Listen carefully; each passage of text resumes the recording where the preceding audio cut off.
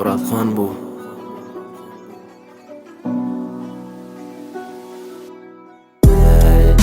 İşteyimi konup geleceğim. Şimdi seni nereden gözlerken seni saklabım bilmedim. Beni kim bile ardı olur dillerken seni izah edip verseler benim bağrıma bereyen gelsen sen.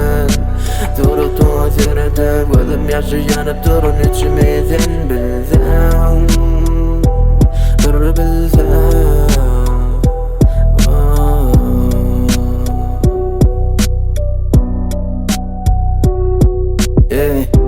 İşteyimi odan gülcağıdım tüveleme tapan olsan gönlündeki oğluncuğun bağıtlayan gezcini de yönü men oğlum oyuncuğun yuran gidel buyurun kıy değil yani doğru cevap. Aradaştı biraz karıştı canlı şıvam her vaqt tıraqma iskanım bir yıl geçti sonra söygüymeden möştü gep beryeler mazelli belki menden gönlü geçti Suratlarımı telefonumda gizledim ayırmanı yere gitmedi Entegim sen diğer yüreğim yine bardan da geç olay İşteyimi konup geleceğim Şimdi seni nereden gözlerken seni saklabım bilmedim Beni kim bile ardı olur dillerken seni izah edip verseler benim bağrıma bereyen gelsen sen Durutun seni de gözüm yaşı yanıp durun içimi sen bilsen Bir bilsen